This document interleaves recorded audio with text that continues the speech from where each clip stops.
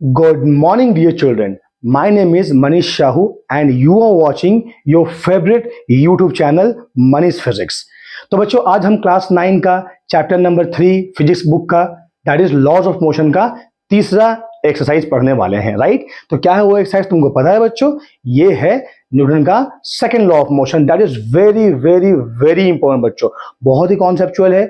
और जो पहले एक्सरसाइज में हमने पढ़ा वो प्योरली थ्योरी था, दूसरे में पढ़ा वो भी थ्योरी ही था, लेकिन यहाँ पर बच्चों अब तुम्हें न्यूमेरिकल्स मिलेंगे, राइट बच्चों? तो अपने कॉपी निकाल लो, पेन निकाल लो बच्चों, और शुरू हो जाओ नोट बनाने के लिए, ठीक है बच्चों? कहीं भी तुमको डाउट लगे प्लीज बच्चों उन डाउट को तुम कमेंट बॉक्स में लिखो, मैं सॉल्व करने की कोशिश करूंगा, और उसके लिए मैं एक सेपरेट थोड़ा सा वीडियो बना के डालूंगा, ठीक है बच्चों? तो आओ पढ़ते हैं क्या, न्यूटन का सेकंड लॉ ऑफ मोशन, ठीक है बच्चों? Second law of motion, right? Chapter 3C है ना, ICSC है ना, फिजिक्स, ठीक है बच्चों? ICSC बुक का, ICSC बोर्ड का फिजिक्स बुक का है, ठीक है, राइट चिल्ड्रन? सो ये हुआ सेकेंड लॉ ऑफ मोशन। तो बच्चों आओ थोड़ा इसके बारे में डिटेल से पढ़ते हैं कि क्या है भाई ये सेकेंड लॉ ऑफ मोशन, है ना? क्यों इसने परेशान कर रखा है सभी को, राइट? हाँ आओ देखते हैं, ठीक है? तो बच्चों देखो, मान लो मेरे पास में एक बॉडी है ना, A, इसका मास मान लो m1 है, ठीक है? ये दूसरा बॉडी है B, इसका मास मान लो m2 है, ठीक है? ये बॉडी इधर से आ रहा है वेलोसिटी v1 से, ये बॉडी यहाँ आ रहा है वेलोसिटी v2 से, ठीक है? तो मान लो बच्चों मैंने केस 1 लिया। क्या केस लिया बच्चों? मैंने लिया if m1 is equal to m2, है ना, लेकिन v1 is greater than v2। आया समझ में बच्चों? लेट दोनों का मास क्या है बच्चों? सेम है, लेकिन वेलोसिटी ऑफ ए ये बी के मुकाबले ज्यादा है, ठीक है? तो मुझे बताओ बच्चों कि in which case both the bodies are in motion, so in which case you need to apply more force in order to stop them, I mean separately. बताओ बच्चों किस केस में? मैंने तुम्हें पहले ही कहा था इसके पहले वाले एक्सरसाइज में, इनर्शिया में, कि अगर बॉडी मोशन में है तो मोशन में ही रहना चाहेगा, अगर बॉडी रेस्ट में है तो रेस्ट में ही रहना चाहेगा, लेकिन आखिर कब तक? जब तक कि बॉडी पे एक्सटर्नल फोर्स ना लग जाए। आया समझ बच्चों? तो ये बॉडी तो अब मोशन में है, राइट? अगर हम इफेक्ट ऑफ फ्रिक्शन हटा देंगे तो ये बॉडी मोशन में ही रहेगा, तो हमें इसे रोकने के लिए फोर्स लगाना पड़ेगा, ठीक है बच्चों? तो सवाल ये है कि कौन से बॉडी में हमने ज्यादा फोर्स लगाना है बच्चों? तो ऑब्वियसली बॉडी, क्या बच्चों? बॉडी 1 में हमें ज्यादा फोर्स लगाना है। क्यों? क्योंकि बॉडी 1 का velocity, I mean to say speed, ज्यादा है बॉडी 2 के मुकाबले में, even though both have the similar और आई कैन से same mass, right? Similarly children, case number 2 same सवाल, है ना? मान लो अब मैंने दोनों पार्टिकल का या बॉडी का वेलोसिटी सेम कर दिया, ठीक है? अब मैंने ले लिया कि मान लो मास m2 is greater than m1। तो बताओ बच्चों किस बॉडी को रोकने के लिए तुमको ज्यादा फोर्स लगाना पड़ेगा? तो जिसका मास ज्यादा बच्चों, क्योंकि दोनों का वेलोसिटी क्या है? सेम है। Since both the bodies have same velocity, तो जिसका मास ज्यादा उसको रोकने के लिए मुझे ज्यादा फोर्स लगाना पड़ेगा। तो बच्चों कौन सा बॉडी? बॉडी 2 या फिर मान लो बॉडी B, बात बराबर, यहाँ बॉडी A या बॉडी 1। आया समझ में बच्चों? तो इसका मतलब क्या? अगर मुझे एक बॉडी मोशन में है, उसको अगर मुझे रोकना है, तो मैंने देखा कि ये मास पे भी डिपेंड किया और वेलोसिटी पे भी डिपेंड किया। समझ में आया कि नहीं आया बच्चों? तो अब हमने क्या करा? हमने एक नया फिजिकल क्वांटिटी बनाया, जिसका नाम दिया बच्चों हमने मोमेंटम। क्या नाम दिया हमने? मोमेंटम। और ये क्या होता है? That is mass into velocity, ठीक है बच्चों? तो या तो तुम मास बदलो या वेलोसिटी बदलो, तो force required to stop the body बदल जाएगा। समझ में आया बच्चों? आया कि नहीं आया? हाँ, तो ये क्या है? मोमेंटम। तो मोमेंटम क्या होता है बच्चों? Mass into velocity. तो प्लीज पॉज करके इसको लिख लो बच्चों, राइट? हुआ? तो ये हुआ बच्चों क्या? मोमेंटम का डेफिनेशन, ठीक है? क्या है momentum? It is the product of mass into velocity. बच्चों एक चीज तुमको ध्यान में देना पड़ेगा। क्या बताओ? देखो ये तो मैथमेटिकल हमने कहा, क्या कहा कि भाई अगर हमारे पास में मास है, हमारे पास में वेलोसिटी है, तो हम निकाल सकते हैं मोमेंटम। लेकिन मोमेंटम एक्चुअली में होता क्या है? तो बॉडी बच्चों, मोमेंटम होता है कि it is the motion contained by the body. एक बॉडी में कितना मोशन है, that is what the momentum, ठीक है बच्चों? तो ये तुमको याद रखना पड़ेगा, P = m × B। तो आओ बात करते हैं इसका यूनिट का, ठीक है बच्चों, तो यूनिट क्या है, एसआई यूनिट क्या है बच्चों, मास का हो जाएगा केजी, वेलोसिटी हो जाएगा मीटर पर सेकेंड। सीजीएस क्या है बच्चों, मास का हो जाएगा ग्राम, ये हो जाएगा सेंटीमीटर पर सेकेंड। तो ये है क्या बच्चों, इसका यूनिट है किसका, मोमेंटम का। ठीक है, तो बच्चों जनरली क्या होता है कि मास कांस्टेंट होता है। ठीक है, आई मीन टू से अगर मैंने बॉडी को तुम्हारा एक वेलोसिटी दिया, ठीक है, या एक स्पीड दिया, तो बॉडी का स्पीड अगर वेलोसिटी ऑफ लाइट के कंपैरेबल में बहुत अगर छोटा है तो मास क्या होगा बच्चों, उसका कभी भी बदलेगा नहीं, है ना। तो हमने यहाँ क्या ले लिया बच्चों, मास को ले लिया कांस्टेंट। तो जब मास को कांस्टेंट ले लोगे कभी P इक्वल m इंटू भी ही होगा, लेकिन अब जो मोमेंटम है वो V पे डिपेंड करेगा कि हमने मास क्या ले रखा है, कांस्टेंट ले रखा है। ठीक है, मैं तुमको समझाता हूँ बच्चों कैसे, देखो ध्यान देके सुनो, हाँ कैसे, है ना। तो आइंस्टाइन साहब ने, तुमने नाम सुना होगा बच्चों का आइंस्टाइन का, बच्चों आप लोगों ने नाम सुना है आइंस्टाइन साहब का, हाँ कि नहीं। जिन्होंने नहीं सुना है उनको मैं बता रहा हूँ कि एक बहुत ही बड़े साइंटिस्ट हैं, आई थिंक हम सबने सुना होगा इनका नाम। ठीक है, तो बच्चों ध्यान देके सुनो, है ना। उन्होंने क्या कहा, उन्होंने कहा m is equal to m0 whole divide by 1 minus v square by c square का रूट ओवर। ठीक है, तो बच्चों v क्या है, v है velocity, I mean to say speed of the body, है ना, और c है स्पीड ऑफ लाइट। कितना होता है बच्चों, 3 इंटू 10⁸ मीटर पर सेकेंड। ये क्या होता है, स्पीड ऑफ लाइट होता है। ठीक है बच्चों, तो मान लो मैंने एक बॉडी को, मान लो कि इस पेन को, है ना, मैंने यूं थ्रो किया। ठीक है, तो अगर थ्रो करूंगा बच्चों तो ये 10⁸, ये बहुत ही बड़ा नंबर है बच्चों। ठीक है, तो मैं बोलूंगा कि v is less than c, क्या, very very less then c। ठीक है, मैंने जो स्पीड दिया है इस पेन को वो स्पीड ऑफ लाइट के मुकाबले बहुत छोटा है। ठीक है, तो मैंने कहा v square is very very less then c square. बच्चों अगर एक नंबर, है ना, 1 से छोटा होता है तो उसका स्क्वायर उससे भी छोटा होगा। जैसे कि मान लो मैंने एक नंबर ले लिया 0.1, ठीक है, अब निकाल दो बच्चों 0.1 का स्क्वायर, तो 0.1 का स्क्वायर कितना होगा बच्चों, 0.01। तो ये जो स्क्वायर है वो नंबर से भी क्या होगा, छोटा होता है। ठीक है, तो मैंने कहा यहाँ पर v square by C square very very very less than 1। ठीक है, तो क्या मैं v स्क्वायर और सी स्क्वायर के मुकाबले, सॉरी 1 के मुकाबले v square by C square क्या कर समझता हूँ, नेग्लेक्ट कर सकता हूँ। समझ में आया बच्चों, तो मैंने इसको 0 पुट कर दिया, तो क्या आ गया बच्चों, m0 बाई 1 माइनस 0 का root over, that is equal m0 by 1 which is equal m0, है ना। और m0 क्या होता है बच्चों, रेस्ट मास। समझ में आया बच्चों, इसका मतलब क्या है, जब बॉडी रेस्ट में है तो उसका जो मास है उसको कहते हैं रेस्ट मास। तो देखो तुमने अगर बॉडी को स्पीड दिया तो उस बॉडी का मास चेंज नहीं हुआ। समझ में आया बच्चों। लेकिन अगर मान लो मैंने स्पीड जो है बॉडी को थोड़ा सा स्पीड ऑफ लाइट के मुकाबले या कंपैरिजन में दिया, जैसे कि मान लो बच्चों मैं तुमको बताता हूं, यहां पर देखो, मान लो मैंने यहां पर v जो है वो c/2 दिया। ठीक है, तो v अगर c/2 हो जाएगा बच्चों, तो what is v by C equal to 1/2। तो निकाल दो v square by C square equal to 1/4 हो जाएगा। अब यहाँ पुट कर दो तो m बराबर क्या हो जाएगा बच्चों, m0 whole divide by 1 minus 1/4 का रूट ओवर। बोलो हाँ यानी, तो which is equal m0 whole divide by 4 minus 1/4 का root over which is equal m0 whole divide by 3/4 का रूट ओवर बच्चों। बोलो हाँ यानी, तो which is equal to m0 whole divide by √3/2। हाँ यानी बच्चों 3 का रूट ओवर हो गया √3 और 4 का रूट ओवर कितना हुआ, 2 हुआ। तो अब ये 2 ऊपर चल जाएगा, सो विच इज इक्वल 2 बाई क्या, √3 इंटू m0। तो m कितना आया बच्चों, m कितना आया, m0 इंटू 2 बाई √3। अब देखो इस रेशियो के बारे में बात करता हूं बच्चों।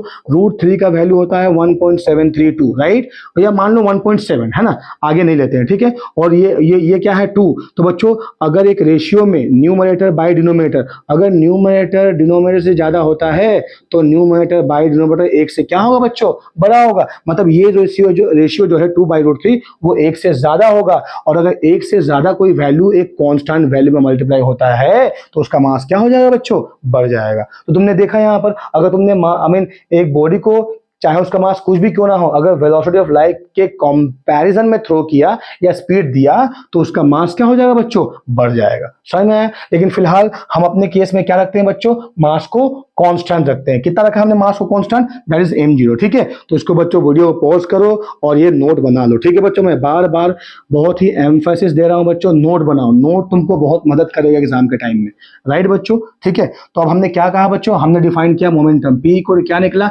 m इंटू v, हमने इसका SI और CS यूनिट निकाल दिया। ठीक है बच्चों, राइट। सो मोमेंटम क्या है, that is the motion contained by the body is what known as momentum. ठीक है, और it is the product of mass and velocity. तो बच्चों हमने यहाँ क्या किया, मास को क्या ले लिया यहाँ पर कांस्टेंट ले लिया। समझ में आया बच्चों? हाँ कि नहीं? अगर मास वेरी करेगा तब मोमेंटम वेरी करेगा, ऐसा मैंने नहीं कहा।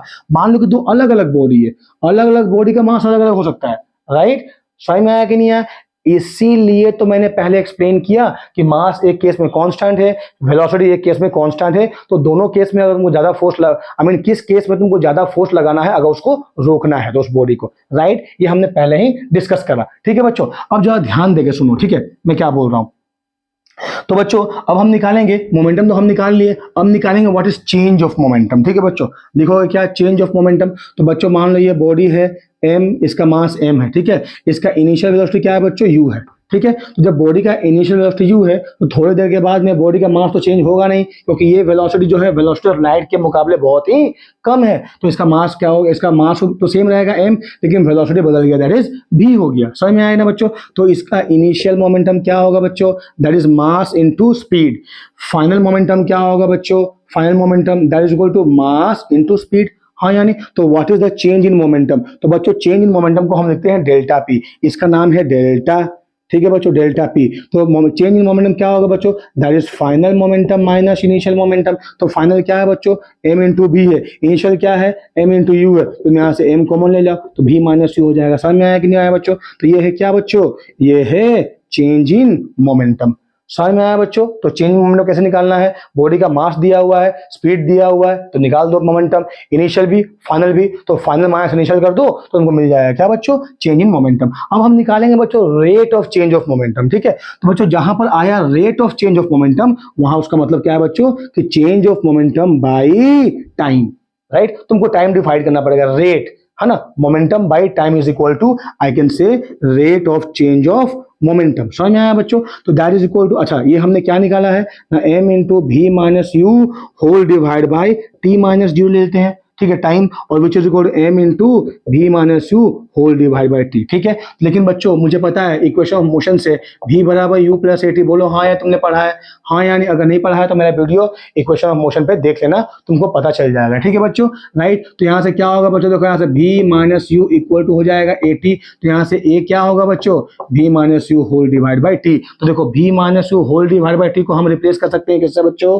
एक्सीलरेशन से, राइट? तो क्या हो जाएगा? m इंटू ए, राइट बच्चों? तो rate of change of momentum is equal to change in momentum by time is equal to change in momentum, I mean to say m into v minus u by t, और is equal to m into a for mass into acceleration. और यही है बच्चों that is applied force, और इसी को कहते हैं देखिए न्यूटन का सेकंड लॉ ऑफ मोशन। क्या कहता है बच्चों? कि the rate of change of momentum is equal to force applied and is equal to the product of mass into acceleration. तो अगर तुमको बॉडी का मास पता है बच्चों, तुमको बॉडी का में कितना एक्सीलरेशन प्रोड्यूस करवाना है, तो तुम एग्जैक्ट अमाउंट का फोर्स उसमें लगा सकते हो। समझ में आया बच्चों? तो क्या है? Force is equal to m into a, right है ना बच्चों? तो नोट बनाओ बच्चों, इसको पॉज करके नोट बना लो, ठीक है बच्चों? लिख लो इस सब चीज को, ठीक है? तो ये हुआ सेकंड लॉ ऑफ मोशन। क्या कहता है सेकंड लॉ? क्या कहता है बोलो? तो सेकंड लॉ कहता है कि the rate of change of momentum is equal to the applied force which is equal to m into a. तो अगर तुमको मास पता है, तुम्हें एक्सीलरेशन पता है, तो बड़े आसानी से एग्जैक्टली अमाउंट ऑफ फोर्स तुमको कितना लगाना है तुम कैलकुलेट कर सकते हो। समझ में आया बच्चों? हाँ, राइट? तो ये है तुम्हारा मोमेंटम का डेफिनेशन, मोमेंटम का यूनिट, देन मोमेंटम से कैसे निकाले चेंज ऑफ मोमेंटम, उसके बाद कैसे निकाले rate of change of momentum, उसके बाद rate of change of momentum से हमने सेकंड लॉ को डिराइव किया जो निकला F is equal to m into a. समझ में आया बच्चों? राइट? अगर समझ में आया बच्चों तो प्लीज लिखो yes in the comment box, right? तो अब आप चर्चा करते हैं बच्चों सेकंड लॉ ऑफ मोशन का डेरिवेशन, राइट? तो मैंने ऑलरेडी डिराइव कर दिया है बच्चों, तुमको ये याद रखना पड़ेगा हाँ कि F बराबर dp बाई dt जो है बच्चों delta p by delta t, वही है change in momentum by change in time, right? That is equal m into v minus you whole divide by t, that is equal to m into a। ये चीज तुमको याद रखना पड़ेगा बच्चों, ठीक है? राइट? इसी पे बेस होके सारे न्यूमेरिकल्स तुम्हारे बुक की हो जाएंगे, ठीक है? मैं सारा न्यूमेरिकल सॉल्व कर दूंगा बच्चों, वीडियो बना दूंगा, डोंट वरी, ठीक है? पहले समझो अच्छे से, ठीक है? अब आओ बच्चे हम डिफरेंट ग्राफ करते हैं, ठीक है? डिफरेंट, देखो कैरेक्टरिस्टिक्स अगर हमको निकालना है तो हमें क्या ड्रॉ करना पड़ेगा बच्चों, ग्राफ ड्रॉ करना पड़ेगा। समझ में आया? मैंने तुम्हें पहले ही कहा कि अगर मुझे फोर्स निकालना है m इंटू ए, अगर मास पता है a और एक्सीलरेशन पता है, बच्चों तुम मुझे बताओ कि एक्सीलरेशन बोलते किसको है, तुमको पता है ना बच्चों? अगर नहीं पता है तो मेरा वीडियो 2a चैप्टर जो है उसको देखो एक बार, हाँ ये स्पीड वेलोसिटी को एक बार देखो, ठीक है? क्या है बच्चों, देखो यहाँ पर, देखो बच्चों a होता है v minus u by t, ठीक है? तो v क्या हुआ, फाइनल वेलोसिटी, u क्या हुआ, इनिशियल वेलोसिटी, ठीक है? तो बच्चों अगर फाइनल वेलोसिटी इनिशियल से ज्यादा हो जाए, ठीक है, तो बॉडी में क्या आ जाएगा, एक्सीलरेशन, और हम क्या बोलेंगे, the motion of the body is said to be accelerated, ठीक है? और अगर मान लो कि फाइनल वेलोसिटी अगर इनिशियल से कम हो जाए तो बॉडी में क्या आ जाएगा, नेगेटिव एक्सीलरेशन, और उसको हम क्या कहते हैं, रिटार्डेशन कहते हैं। समझ में आया बच्चों? मैं तुमको एग्जांपल देता हूं। मान लो बच्चों तुमने क्या करा, तुम अपने घर से, ठीक है, ये तुम्हारा घर है ना, तुम घर से जा रहे हो नेशनल हाईवे की तरफ में, ठीक है? ये बचपन में हमेशा घर बनाते थे, राइट बच्चों? ठीक है, तो बच्चों जब तुम अपने घर से जा रहे हो अपने अपने व्हीकल में, या तो साइकिल में बैठ के, या तो अपने बाइक में, या तो फिर कार में जा रहे हो, ठीक है, नेशनल हाईवे की तरफ में, तो तुम देखोगे तुम्हारे माने व्हीकल का स्पीड जो है वो धीरे धीरे धीरे धीरे क्या होगा बच्चों, बढ़ेगा। क्यों बढ़ेगा बच्चों? क्योंकि ऑब्स्टेकल घट रहा है। समझ में आया कि नहीं आया बच्चों? तो जब स्पीड बढ़ रहा है, मतलब मान लो यहाँ स्पीड, पहले कार जब तुम स्टार्ट नहीं किए थे स्पीड क्या था, 0 था, फिर तुम कार को अपने घर से निकाले, स्पीड मान लो हो गया 5 मीटर पर सेकंड, फिर हो गया मान लो 10 मीटर पर सेकंड, तो ऐसे करते करते क्या हो रहा है बच्चों, स्पीड बढ़ रहा है। बोलो हाँ या नहीं? तो जब स्पीड बढ़ रहा है तो ये motion is said to be accelerated, right? अब मान लो बच्चों तुमने अपने गाड़ी को एक सडन स्पीड में चला रहे हो, राइट बच्चों? जब सडन स्पीड में चला रहे हो गाड़ी को और सडनली एक सॉरी एक आ गया स्पीड ब्रेकर, मान लो बच्चों ये क्या है, स्पीड ब्रेकर है, तो तुम क्या करोगे बच्चों, सडनली इसके ऊपर क्या तुम चढ़ा कर निकल जाओगे? ऐसा नहीं करोगे। तुम क्या करोगे बच्चों, तुम ब्रेक का अप्लाई करोगे। तो तुम जब ब्रेक अप्लाई करोगे बच्चों तो क्या हुआ, तुम्हारा स्पीड घटा। तो जब स्पीड घटा बच्चों, इसका मतलब मोशन को क्या कहेंगे, हम रिटार्डेड कहेंगे, ठीक है? तो ये बेसिक कॉन्सेप्ट था एक्सीलरेशन और रिटार्डेशन के बारे में। अब आओ चर्चा करते हैं, ग्राफ बनाएंगे, है ना, कैसे ग्राफ बनाएंगे बच्चों, ठीक है? तो देखो बच्चों, अगर तुमको ग्राफ बनाना नहीं आता है तो तुम मेरा चैप्टर जो है 2B 9 क्लास का ही ICSE फिजिक्स का एक बार देख लो, ठीक है? वहां मैंने ग्राफ का सारा कॉन्सेप्ट दे रखा है, ठीक है? ग्राफ कैसे बनाओगे बच्चों, कोई भी ग्राफ बनाने के लिए तुमको मैथमेटिक्स चाहिए, हमेशा याद रखना, है ना? बिना मैथ का ग्राफ नहीं बनने वाला। जैसे मैं तुमको बताता हूँ, देखो बच्चों ये मैं तुमको थोड़ा सा मैथ पढ़ाता हूँ बच्चों, है ना? तो y is equal to mx plus c, मान लो बच्चों ये क्या है, ये है एक इक्वेशन ऑफ स्ट्रेट लाइन। क्या है बच्चों, इक्वेशन ऑफ स्ट्रेट लाइन है, ठीक है? कैसे है हम पता लगा लेंगे, ठीक है? देखो बच्चों मैं ये क्यों बता रहा हूँ, जब मैं ग्राफ पढ़ाऊंगा तुम लोगों को अभी तो तुमको पता चलेगा कितना आसान मैंने तुम्हें कर दिया ग्राफ बनाना, ठीक है?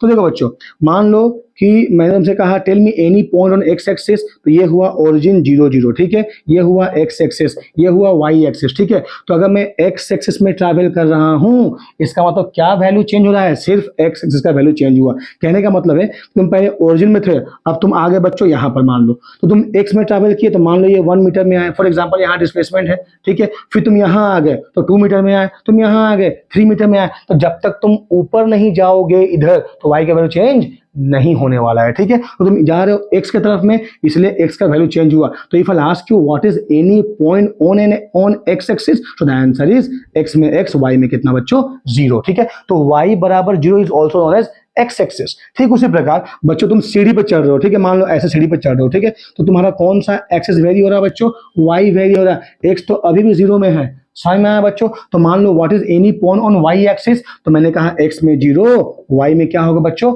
वाई होगा। समझ में आया कि नहीं आया? तो बच्चों हम क्या करेंगे, हम ये 2 पॉइंट निकाल लेंगे और एक लाइन ड्रॉ करने के लिए कितने पॉइंट की जरूरत होती है बच्चों, 2 पॉइंट की। तो वो 2 पॉइंट को हम ज्वाइन कर दें तो हमारा लाइन हमें मिल जाएगा। समझ में आया बच्चों? ठीक है, इसको उतार लो पॉज करके।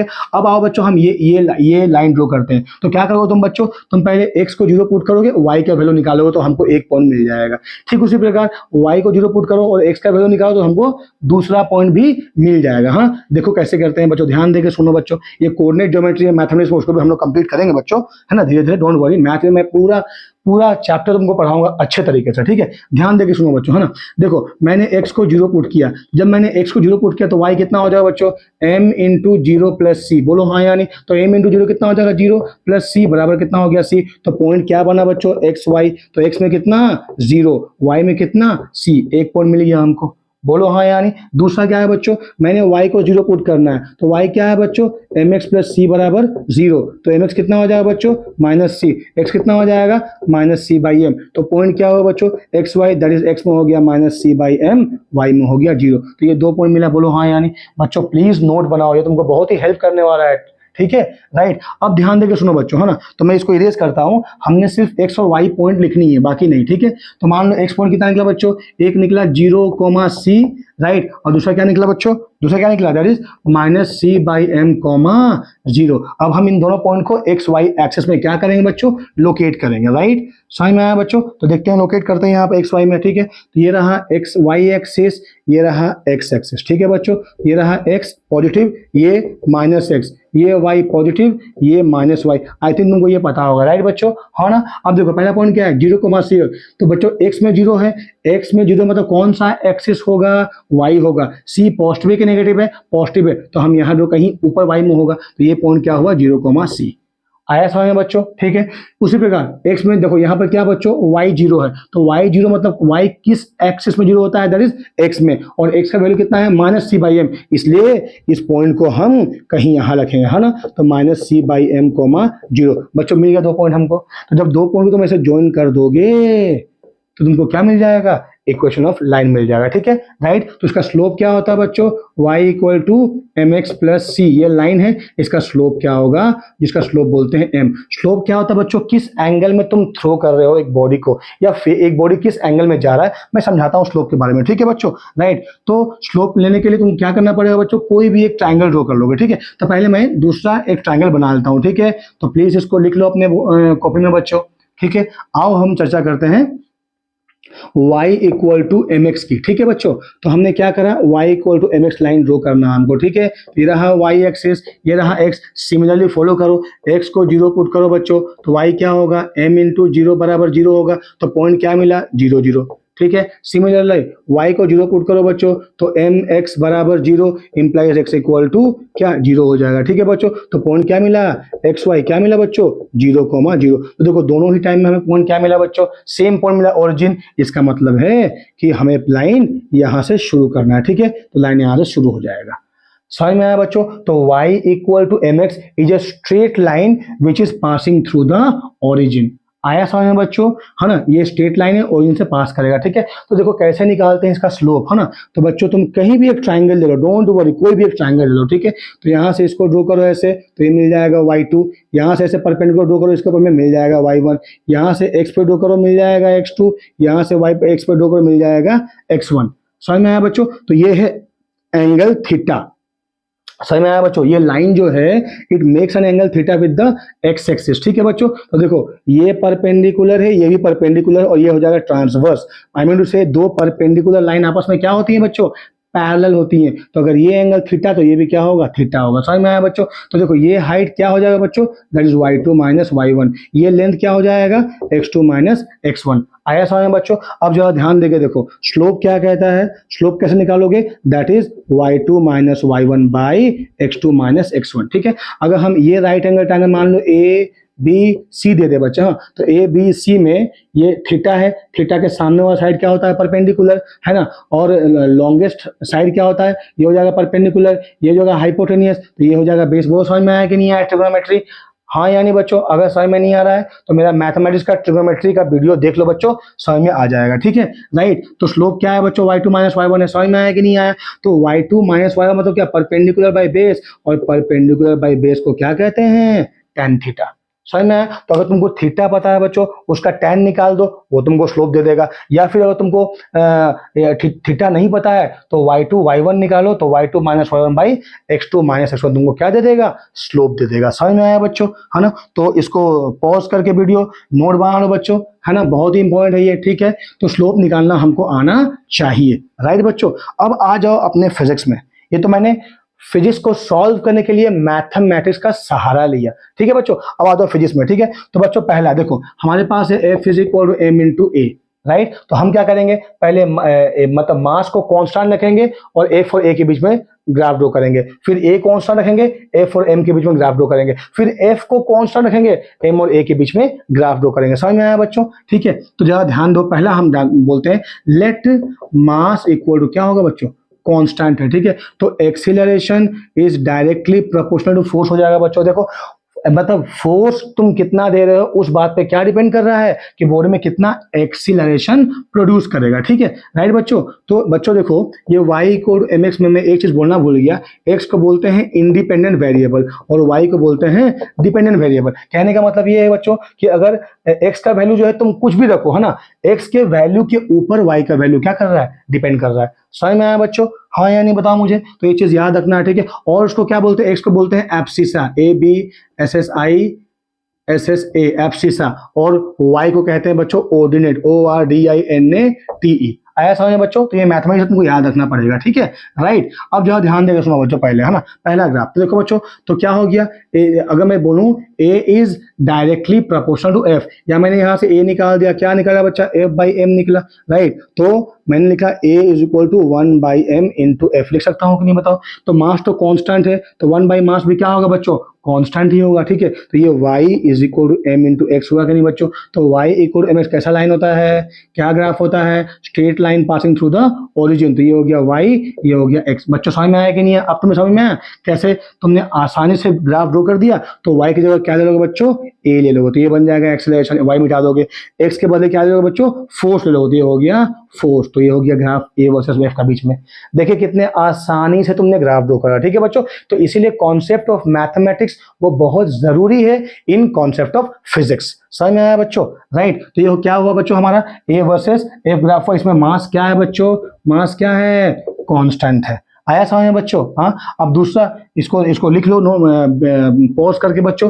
अब दूसरा क्या हुआ, दूसरा हम ड्रॉ करेंगे एक्सीलरेशन कांस्टेंट रखेंगे। ठीक है, पहले मास रखा था कांस्टेंट, अब क्या रखेंगे बच्चों, एक्सीलरेशन। तो बच्चों मुझे पता है F is equal to M into A, right? तो मैंने लिख दिया F is equal to A into M, right? तो एक्सीलरेशन क्या है बच्चों, कांस्टेंट है, राइट? तो y is equal to M into x में बच्चों याद रखना M क्या है, कांस्टेंट है, तभी जाकर के ये लाइन बनेगा, वरना नहीं बनेगा। ठीक है, तो देखो यहाँ पर y इक्वल mx कैसा ग्राफ है, स्ट्रेट लाइन है, तो मैंने ड्रॉ कर दिया स्ट्रेट लाइन, तो ये रहा स्ट्रेट लाइन ग्राफ, ये रहा y, ये रहा x। समझ में आया बच्चों? y equal mx straight line है, अरे यार हाँ या नहीं? ठीक है, अब यहाँ पर a क्या है, कांस्टेंट है, तो जरा ध्यान देकर सुनो है ना, हमने y के बदले क्या लिख दिया, फोर्स लिख दिया, तो यहाँ हो गया फोर्स। ठीक है, x के बदले क्या लिख दिया हमने, मास लिख दिया, तो यहाँ हो गया मास। ठीक है, और एक्सीलरेशन क्या हो गया बच्चों, कांस्टेंट हो गया। ठीक है, तो अगर तुम ध्यान दो how to find the slope, तो यहां से मैं ड्रॉ करूंगा, तो वहां पर था y2, यहां लूंगा f2, वहां पर था क्या y1, यहां लूंगा f1, वहां पर था x2, यहां लूंगा m2, वहां पर था x1, यहां लूंगा क्या, m1 लूंगा। समझ में आया बच्चों? तो व्हाट इज एक्सेलरेशन, ना f2 minus f1 by m2 minus m1। तो दो फोर्स को माइनस करने से क्या मिलेगा बच्चों, फोर्स ही मिलेगा, और दो मास को माइनस करने से मास ही मिलेगा। तो बच्चों इस ग्राफ का स्लोप तुमको क्या देगा, एक्सीलरेशन देगा। समझ में आया? तो मान लो तुमको ऐसा ग्राफ दे दिया गया हाँ, और पूछा गया फाइंड आउट द एक्सीलरेशन, तो तुम क्या करोगे बच्चों, स्लोप निकालोगे। तो स्लोप हमेशा y बाई एक्स होता है। ठीक है, मतलब y2 माइनस y1 तो y ही होगा ना, x2 माइनस को तुम x ले लो, x2 minus x1 will be x, तो y बाई एक्स होगा। तो देख लो y बाई एक्स क्या होता है। आया समझ में बच्चों ये? ठीक है, अब हम आएंगे तीसरे वाले ग्राफ में, क्या तुमने कांस्टेंट फोर्स ले लेना है। ठीक है बच्चों, तो अगर फोर्स कांस्टेंट है इसका मतलब क्या है बच्चों, F equal to M a which is equal to constant, बोलो हाँ यानी? ठीक है, इसका मतलब M into a equal to constant हो जाएगा बच्चों, है ना? उसका मतलब A इज इक्वल टू क्या हो जाएगा, कांस्टेंट को मैंने C ले लिया बाई M। ठीक है, तो ये भी एक मैथमेटिक्स है बच्चों, y इक्वल टू 1/x। इसका ग्राफ कैसा होगा, ध्यान देकर सुनो बच्चों, है ना? तुम क्या करोगे, मैंने यहाँ y ड्रॉ किया, यहाँ x ड्रॉ किया। ठीक है, देखो वैसा यहाँ c को मैंने क्या ले लिया, 1 ले लिया। ठीक है, तो ध्यान देकर सुनो, है ना? तो जब बच्चों x का वैल्यू 0, यहाँ पर x का वैल्यू क्या है बच्चों, 0 है। जब x का वैल्यू 0 है बच्चों, तो what is y equal to 1/0 which is equal to कितना बच्चों, इनफाइनाइट। ये तुमको याद रखना पड़ेगा। ठीक है, एनी कांस्टेंट बाय 0, बच्चों याद रखना, हाँ, any constant by 0 equal to infinite, है ना? और इसको यहाँ ले आओ, तो a by infinite equal to 0। ये दो चीज बहुत ही इंपॉर्टेंट है। ठीक है, तो ये क्या हो बच्चों, जब x 0 था तो y क्या हो गया, इनफाइनाइट हो गया, मतलब बॉडी कहीं इनफाइनाइट से आ रहा है, ठीक है। अब तुम क्या करो, x का वैल्यू बढ़ाते बढ़ाते बढ़ाते कहाँ तक ले जाओ, इनफाइनाइट तक। तो when x equal to infinite तो y कितना होगा बच्चों, कितना होगा, 1 बाई इनफाइनाइट बराबर 0। मतलब जब x 0 था y इनफाइनाइट, तो y कहीं ऊपर से आ रहा है इनफाइनाइट से, और जैसे जैसे x का वैल्यू बढ़ रहा है वैसे वैसे y का वैल्यू घट रहा है। तो ग्राफ कैसे होगा बच्चों, ऐसे होगा, और कहीं इनफाइनाइट जाके ग्राफ क्या हो जाएगा, 0 हो जाएगा। तो बच्चों अब इन दोनों को कंपेयर करो, यहाँ y equal to 1 by x है और यहाँ पर a equal to c by m है। c का वैल्यू 1 ले लो, c तो कांस्टेंट है ना, 1 ले लो, ठीक है। तो मुझे बताओ बच्चों y की जगह में क्या लेंगे, a, तो ये हो जाएगा एक्सीलरेशन, ये हो जाएगा मास। देखो कितनी आसानी से तुमने ग्राफ ड्रॉ कर लिया, ठीक है। तो तुमको याद रखना पड़ेगा बच्चों, y equal to 1 by x, इस ग्राफ का नाम है रेक्टेंगुलर हाइपरबोला, ठीक है बच्चों। क्या नाम है इसका, रेक्टेंगुलर हाइपरबोला। तो ये तुमको याद रखना पड़ेगा मैथमेटिक्स में, ठीक है बच्चों। y equal to 1 by x हुआ मतलब क्या है, ग्राफ ऐसा होगा। y इक्वल टू mx हुआ मतलब ग्राफ स्ट्रेट लाइन होगा पासिंग थ्रू ओरिजिन, और y equal mx plus c हुआ मतलब ये भी स्ट्रेट लाइन है लेकिन ओरिजिन से पास नहीं कर रहा है। समझ में आया बच्चों, बोलो हाँ या नहीं। तो इसको पॉज करो और प्लीज नोट बना लो बच्चों, ये काम आएगा नोट, तुमको बहुत काम आएगा मेरे बच्चों नोट, है ना, बहुत काम आएगा, राइट। तो ये रहा बच्चों तीनों कैरेक्टरिस्टिक्स, हमने तीनों ग्राफ बना लिए, ठीक है।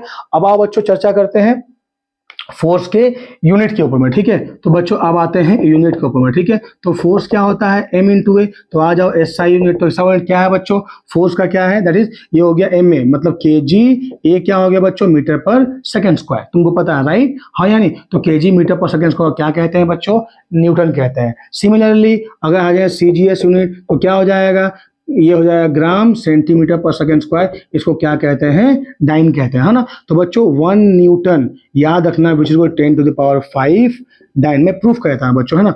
1 न्यूटन कितना है बच्चों, 1 kg into 1 metre per second square, तो कन्वर्ट कर दो kg को ग्राम में, तो हो जाएगा 10 टू द पावर 3 ग्राम, है ना। 1 मीटर कितना, 100 सेंटीमीटर, है ना, पर सेकंड स्क्वायर, तो कितना हो बच्चों, 10 to the power 5 gram centimetre per क्या, सेकंड स्क्वायर। तो इसको क्या बोलते हैं बच्चों, इसको कहते हैं डाइन, बोलो हाँ यानी। तो which is equal 10 to the power 5 क्या आया बच्चों, डाइन आया, बहुत ही इंपॉर्टेंट है ये।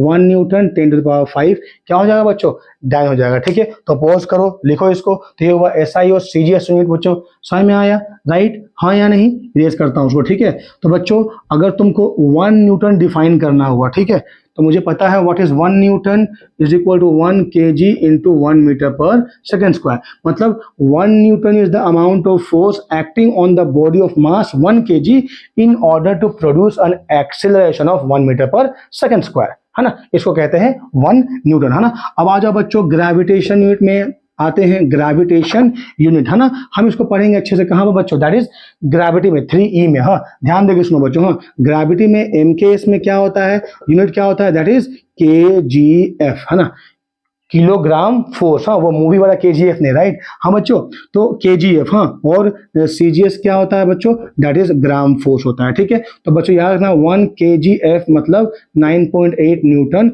और 1 gram force equal to 980 dine, ये मैं प्रूफ कर दूंगा किसमें, ग्रेविटेशन चैप्टर में, ठीक है। देखो बच्चों मैं तुमको बताता हूँ, हाँ F इक्वल क्या होता है, M इंटू ए। मान लो मैंने इस बॉडी को यूं नीचे ऐसे छोड़ दिया, ठीक है, तो बॉडी जब नीचे आ रहा है तो उसका वेलोसिटी क्या हो रहा है बच्चों, धीरे धीरे इसका स्पीड बढ़ रहा है, और जब स्पीड बढ़ता है तो मोशन क्या होता है, एक्सीलरेटेड, मैंने अभी समझाया, हाँ या नहीं, वीडियो में पहले, अरे हाँ या नहीं, ठीक है। तो बॉडी का एक्सेलरेशन जो यहाँ पर आया इस बॉडी में प्रोड्यूस हुआ वो किसके वजह से हुआ, ना ग्रेविटी के वजह से हुआ, ठीक है। तो इसीलिए A इक्वल टू होता है G, जिसका वैल्यू क्या है 9.8 मीटर पर सेकंड स्क्वायर, मैं प्रूफ करूंगा बाद में, ठीक है।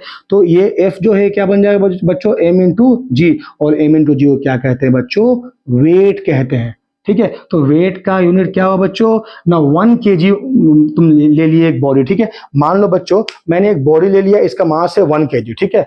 इस 1 kg को अपने हाथों में रख लिया, ठीक है। तो 1 kg को अपने हाथों में रखने के लिए मैंने जितना फोर्स ऑफ रिएक्शन लगाया उसे कहते हैं इसका वेट ऑफ द बॉडी। समझ में आया कि नहीं आया? ठीक है, तो वेट क्या हो जाएगा, m इंटू जी हो जाएगा। तो तुम फोर्स निकाल, वेट निकाल लो, तो 1 kg है ना इंटू जी को यूं ही छोड़ दो तो हो जाएगा 1 किलोग्राम फोर्स। ठीक है, अब तुम जी का वैल्यू अगर पुट कर दोगे तो क्या हो जाएगा बच्चों, 1 kg हो जाएगा। 1 kg इंटू ए क्या हो जाएगा, 9.8 मीटर पर सेकंड स्क्वायर। तो kg metre per second square क्या होता है बच्चों, दैट इज न्यूटन होता है। बोलो हाँ कि नहीं? So which is equal to 9.8 newton. तो 1 kgf क्या आया बच्चों, 9.8 न्यूटन आया। समझ में आया? ठीक उसी प्रकार हम निकाल लेंगे 1 ग्राम फोर्स कितना आएगा। ठीक है बच्चों, नोट बनाओ बच्चों, ये सारा बहुत ही इंपॉर्टेंट है। बहुत समय तुमको ये सब चीजें पूछा जाएगा या तुम्हारे पास में ये सब चीजें बार बार आएंगी। ठीक है, जरा ध्यान दो बच्चों, है ना, मैंने कहा 1 ग्राम फोर्स। ठीक है, तो मैंने कहा पहले 1 kilogram force is equal to 10⁻³ gram force.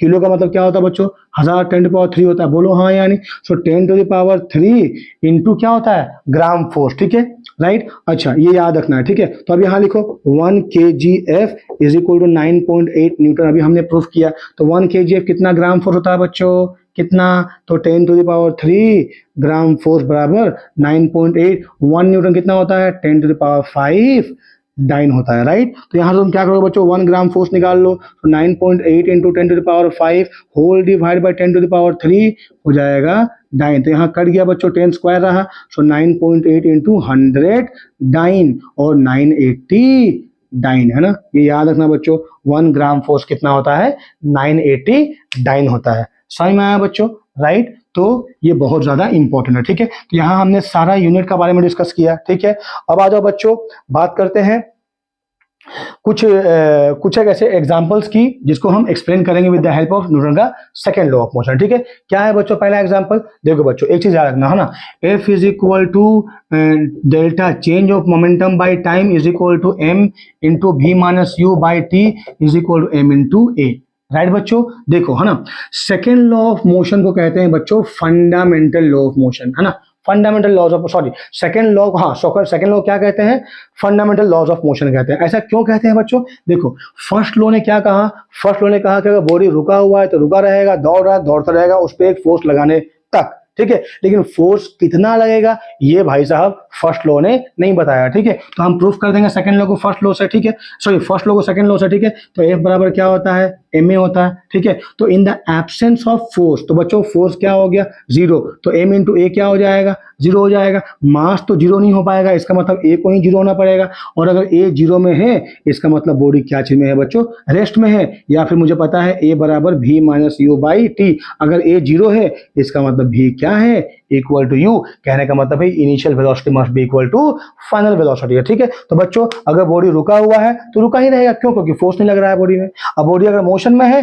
तब भी बॉडी मोशन में ही रहेगा, क्योंकि बॉडी पे फोर्स नहीं लग रहा है। ठीक है, क्या यही फर्स्ट लॉ ऑफ मोशन नहीं है क्या, बॉडी रुका है तो रुका रहेगा, बॉडी दौड़ रहा है तो दौड़ता रहेगा, लेकिन जब तुम फोर्स अप्लाई कर दोगे तो बॉडी का स्टेट चेंज हो जाएगा, आई मीन से बदल जाएगा। समझ में आया बच्चों, ठीक है, राइट। तो ये चीज ये बहुत ही इंपॉर्टेंट प्रूफ, ये फर्स्ट लॉ है फ्रॉम सेकंड लॉ। ठीक है, फिर हम प्रूफ करेंगे third law from second law, जब हम थर्ड लॉ पढ़ेंगे तब। ठीक है, अब ध्यान दो बच्चों, है ना, देखो ये जो मैं यहाँ लिख सकता हूँ delta P by T is equal क्या हो जाएगा, m इंटू ए लिख सकता हूँ, या बराबर फोर्स लिखता हूँ, तो फोर्स कितना हो गया, डेल्टा पी बाई टी हो गया। ठीक है, तो बच्चों अगर टाइम ऑफ कॉन्टैक्ट अगर बहुत घट जाएगा तो फोर्स बहुत बढ़ जाएगा। समझ में आया कि नहीं आया। ठीक है, तो इसीलिए बच्चों कुछ एक एग्जांपल है जो हम समझाते हैं ऐसे। मान लो कि मेरे पास में एक ग्लास का मैंने कांच का एक ग्लास है, मैंने उस ग्लास को ऐसे ड्रॉप कर दिया किसमें, फर्श में, और उसी ग्लास को ड्रॉप कर दिया बालू में, है ना, बालू समझते हो, सैंड। ठीक है, तो बच्चों अगर मैं उस ग्लास को फर्श में ड्रॉप करता हूँ या ऐसे गिरा देता हूँ तो ग्लास फूट जाता है, टूट जाता है, वेयर एज बालू में टूटता नहीं है। ऐसा क्यों होता है बच्चों, देखो क्योंकि जब तुमने बालू में डाला तो ग्लास जो है वो थोड़ा बालू के अंदर चला गया, क्यों, ड्यू टू प्रेशर। ठीक है, राइट, है ना, वो बालू जो ग्लास था बालू के अंदर चला गया, तो जब बालू के अंदर गया तो टाइम क्या हो गया बच्चों, टाइम बढ़ गया, तो फोर्स क्या हो गया, घट गया। तो लेस फोर्स बालू ने किस पे अप्लाई करा, दैट इज किस पे ग्लास पे अप्लाई किया, इसलिए ग्लास टूटा नहीं। लेकिन अगर वही ग्लास को अगर हम फर्श में ऐसे छोड़ दे बच्चों तो क्या होगा, ग्लास और फर्श के बीच में जो कांटेक्ट है वो बहुत ही कम समय के लिए होगा। तो अगर कांटेक्ट बहुत कम समय के लिए हुआ मतलब टाइम बहुत लेस, तो फोर्स बहुत ज्यादा हो जाएगा। ठीक है, और ग्लास क्या हो जाएगा बच्चों, टूट जाएगा। ठीक उसी प्रकार बोला, जब एक क्रिकेटर जब एक कैच करता है तो बॉल को यूं नीचे खींचता है। ऐसा क्यों भाई?